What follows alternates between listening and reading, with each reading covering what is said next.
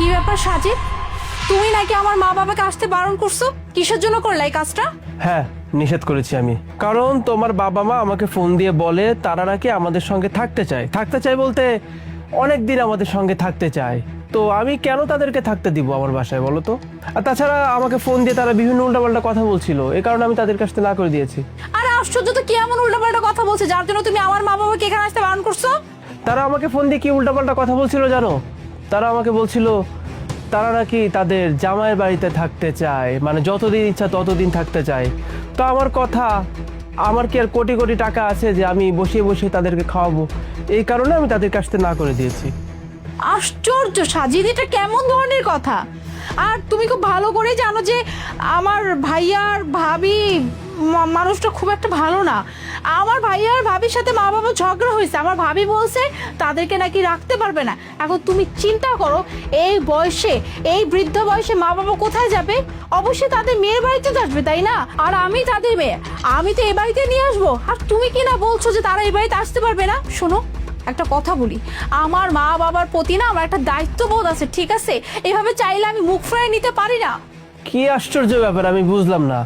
যেখানে তোমার আপন ভাই তার বাবা মায়ের দায়িত্ব নিতে রাজি না, সেখানে আমি তাদের জামাই, আমি কি তাদের দায়িত্ব নেওয়ার জন্য বসে আছি যে তাদের দায়িত্ব আমি নিব?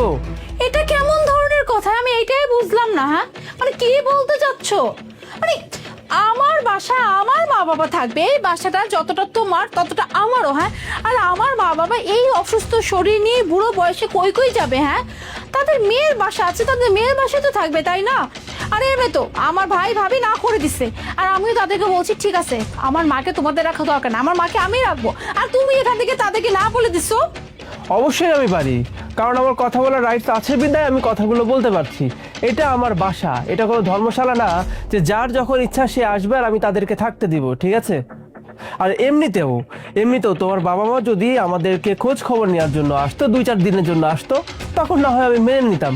কিন্তু না, তোমার বাবা মা তো 2-4 দিনের জন্য আমার বাসায় আসতে চাইছেন না, তারা একেবারে আমার বাসায় চলে আসতে চাইছেন। সেটা তো আমি হতে দিতে পারি না, তাই না? এটা কেমন ধরনের কথা আমি বুঝলাম না।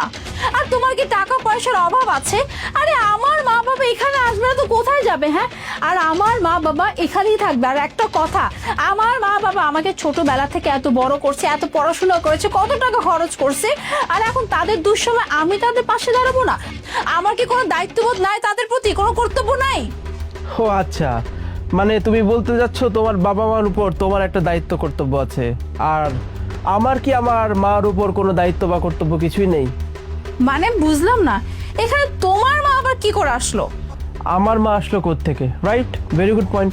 মুনা, তোমার কি মনে পড়ে? মুনা, তুমি আমাকে কিছুদিন আগে বলেছিলে যে এই বাসায় কোনো মুরব্বী আসতে পারবে না, কারণ মুরব্বীরা থাকলে নাকি তোমার প্রাইভেসি নষ্ট হয়। তুমি তো আমাকে এই কথা বলেছিলে।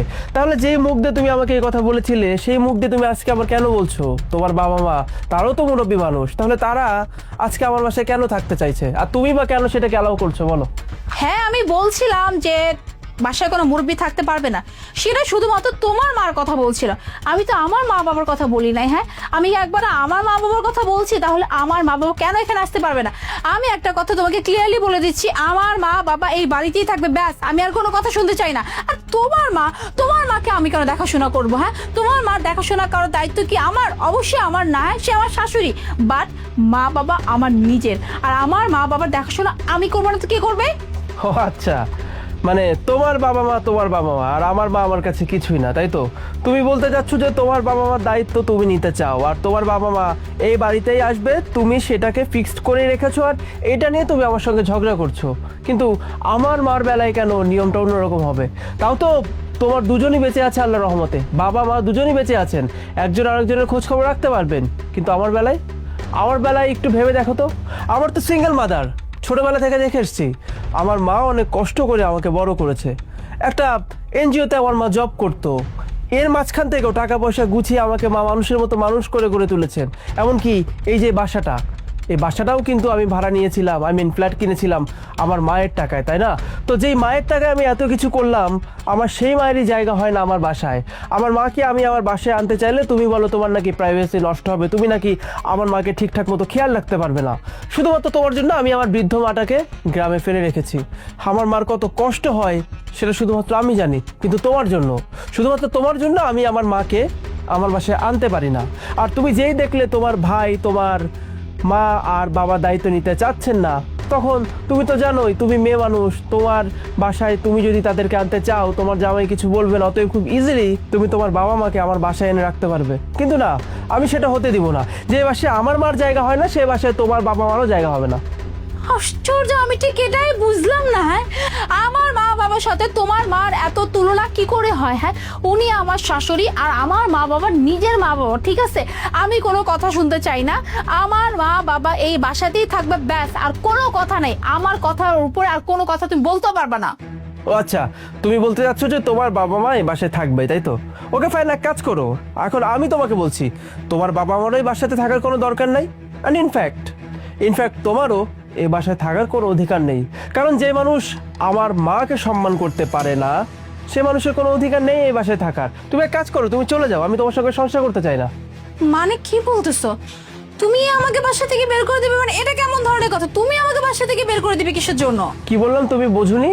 আমি শুধু তোমাকে বাড়ি থেকেই চলে যেতে বলিনি, আমি কিন্তু এটাও বলেছি যে আমি তোমার সঙ্গে সংসার করতে চাই না। দ্যাট মিন্স আমি তোমাকে ডিভোর্স দিব। মানে আমি এখন বুঝতে পারছি আসলে বিষয়টা কি। আমি তোমার মাকে এখান থেকে চলে যেতে বলছি, তোমার মাকে গ্রামে পাঠাই দিয়েছে, কারণ তোমার মাকে আমি সহ্য করতে পারি না। আর আজকে যখন তুমি তুমি আমার মা বাবার কথা বললে, যখন তুমি এইটা বলে যে আমার মা বাবা এই বাড়িতে থাকতে পারবে না, তখন আমি বুঝতে পারছি আসলে কষ্টটা কতটুকু লাগে। স্বাভাবিক তো, এতদিন তুমিও তো অনেক কষ্ট পাইছো। যখন তোমার মা এখান থেকে চলে গেছে বা তোমার মা তোমার সঙ্গে ছিল না, তোমারও তো ইচ্ছা হয়, তাই না, যে তোমার মার সঙ্গে থাকতে, বা তোমার মারও ইচ্ছা হয় তার ছেলের সঙ্গে থাকতে, তার ছেলের বউয়ের সঙ্গে থাকতে। অথচ আমি আমি কত খারাপ একটা বউ যে আমি তোমাদের থেকে এই সুখটা কেড়ে নিচ্ছে। আমি এখন বুঝতে পারছি সাজিদ, আমি কত বড় অন্যায় করছি। আমি আমি আর এই অন্যায় কখনো করবো না। আমি নিজে তোমার মাকে গিয়ে গ্রাম থেকে নিয়ে আসবো, আর মা আজকের পর থেকে আমাদের সঙ্গেই থাকবে। আমি কখনো আর তোমাকে আর তোমার মাকে কষ্ট দিব না। আমাকে তুমি মাফ করে দাও। যাক, অবশেষে এটা দেখে ভালো লাগছে যে তুমি তোমার ভুলটা রিয়েলাইজ করতে পেরেছো। মুনা, একটা সন্তান যখন বড় হয় তখন বাবা মার দায়িত্ব চলে যায় সন্তানের কাঁধের ওপর, আর বাবা মা হয়ে যায় ছোট্ট শিশু সমতুল্য। আমরা যখন শিশু থাকাকালীন আমাদের বাবা মারা আমাদেরকে যেভাবে পরিচর্যা করে, লালন পালন করেন, আমরা যখন বড় হয়ে যাই সন্তান হিসেবে আমাদের দায়িত্ব আমাদের সেই বৃদ্ধ বাবা মাদেরকে এভাবে দেখে শুনে রাখা। কারণ বৃদ্ধ বয়সে না বাবা মার কিছু করার থাকে না, তাদের তো গায়ে জোর থাকে না, টাকা পয়সা জোর থাকে না, তাই তারা সম্পূর্ণভাবে সন্তানদের উপর ডিপেন্ডেন্ট হয়ে যায়। যেমন তুমি তোমার বাবা মাকে ভালোবাসো বিধায় তাদের দুঃসময় তুমি তাদের পাশে দাঁড়াতে চাইছো। একইভাবে আমার মাকেও তো আমি ভালোবাসি, নাকি? আমারও তো কষ্ট হয় আমার মাকে ছাড়া থাকতে। আমার মায়ের দায়িত্ব নিতে আমার মন চায় আমার মা যখন যা খেতে চায় আমি যেন তার মুখের সামনে গিয়ে সে খাবারটা তুলে দিতে পারি, তার সেবা করতে পারি। কিন্তু এতদিন আমি সেটা পারতাম না শুধুমাত্র তোমার জন্য। তাই আজকে শুধুমাত্র তোমাকে একটা শিক্ষা দেওয়ার জন্য আমি এতক্ষণ এই নাটকটা করলাম, যাতে তুমি তোমার নিজের ভুলটা বুঝতে পারো। আর অবশেষে তুমি তোমার নিজের ভুলটা বুঝতে পেরেছো। এক কাজ করো, কোনো সমস্যা নেই, জামাই হিসেবে আমারও তো একটা দায়িত্ব আছে, আমার বৃদ্ধ শ্বশুর শাশুড়ি সেবা যত্ন করা। তোমার ভাই হয়তো অমানুষ হতে পারে, কিন্তু আমি তো অমানুষ না, তাই না? তুমি এক কাজ করো, তুমি তোমার বাবা মাকে ফোন দাও, ফোন দিয়ে বলো তারা যেন সারা জীবনের জন্য, যতদিন বাঁচবেন তারা এই জামাইয়ের বাড়িতেই থাকবেন। আর সেই সাথে আমিও চাই আমার মা যেন এই বাড়িতে আসে, আর সেই মাকে গিয়ে নিয়ে আসবে তুমি। তুমি আমার গ্রামের বাড়িতে যাবে আর আমার মাকে তুমি নিজের হাতে করে আমার বাড়িতে নিয়ে আসবে। থ্যাংক ইউ ভেরি মাচ আমার মা বাবাকে এখানে রাখার পারমিশন দেওয়ার জন্য। আর আমি তো বললাম আমি নিজে গিয়ে তোমার মাকে নিয়ে আসবো।